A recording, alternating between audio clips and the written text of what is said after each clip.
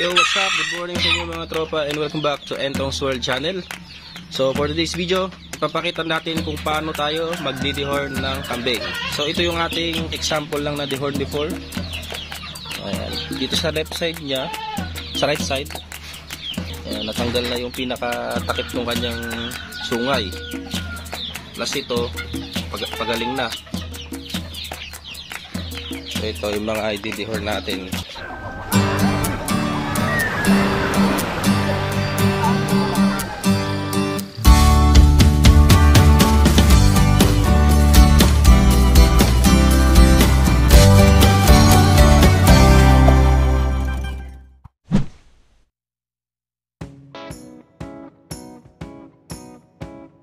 Ito pa yung mga sample ng ating mga na-dehorn before.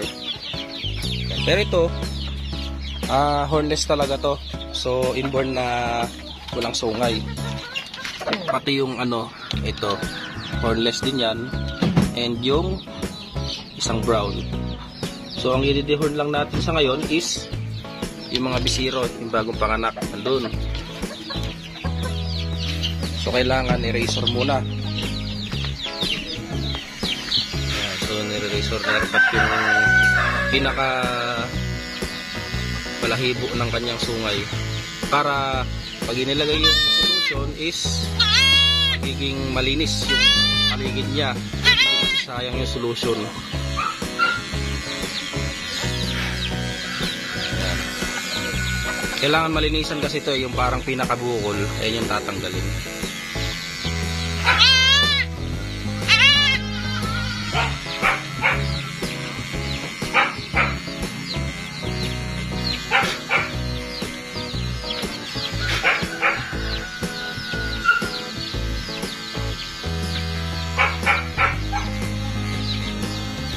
Yung isa.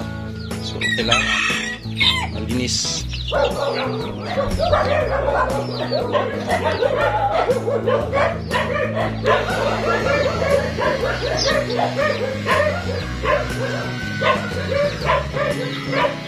Patalim din yung razor.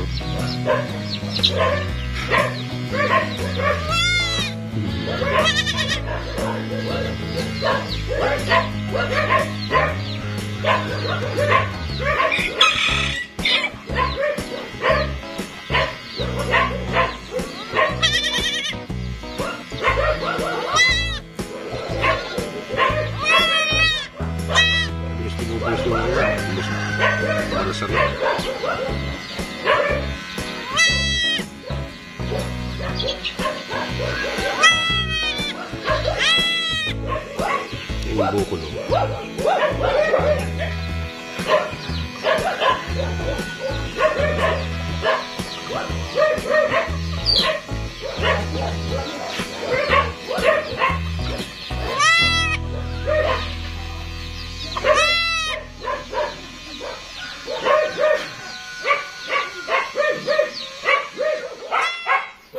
Yan, tatanggalan ng sungay. Kita di video pare.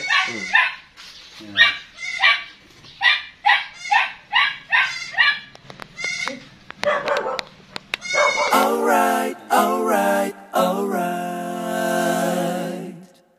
Okay, okay, okay. Alright, alright, alright. Okay, okay, okay. Alright, alright, alright. Okay, okay, okay. Dup dup dup dup dup da di da dup dup dup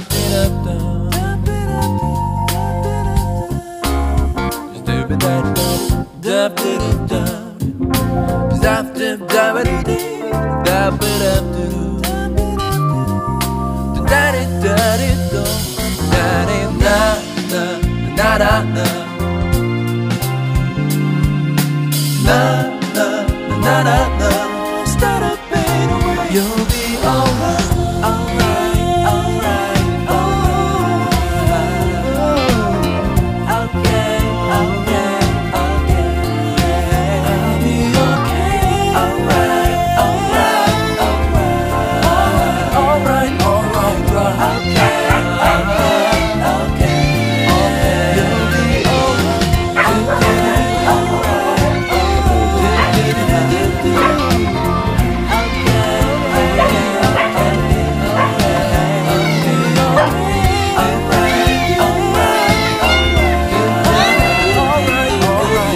So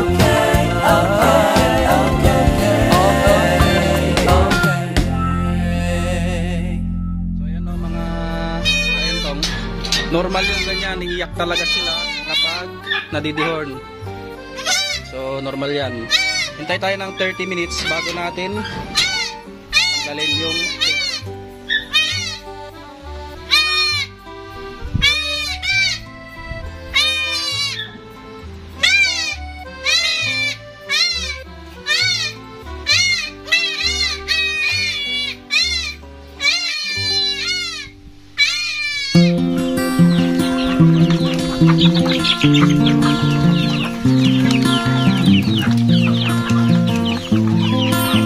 So after 30 minutes, tatanggalin natin yung tape sa mga ulo nila. Yan. Tapos papahiram natin ng suka para ma-neutralize yung gamot. Tara, loob.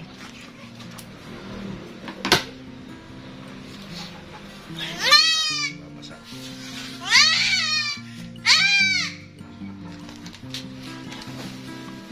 Malayo sa mata. Tingnan, babasa oh.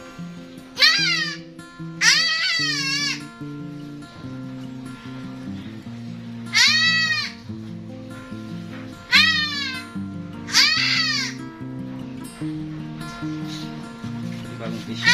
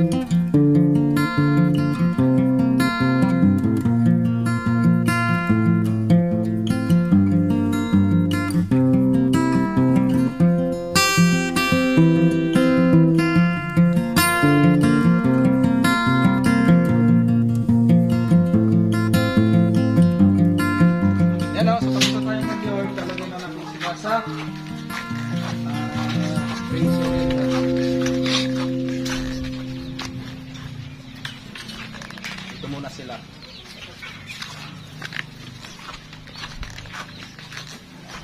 So ayan yung itsura nila. Oh. Tingnan nyo, after na madihorn. Ayan, namumutik siya. And then after 2 months, kusa na yung magbabalat.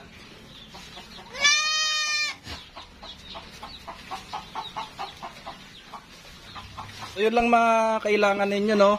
Yung Dr. Naylor, ayun, sabihin na natin yung brand kasi yun yung talagang the best na brand pag magde-dehorning paste kayo. Dr. Naylor,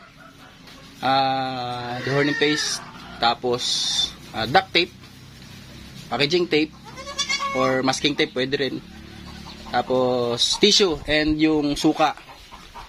Para yung suka pang neutralize nung nung solution.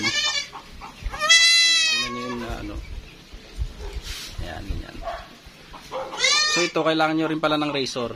Yun, hindi natin nabanggit kanina.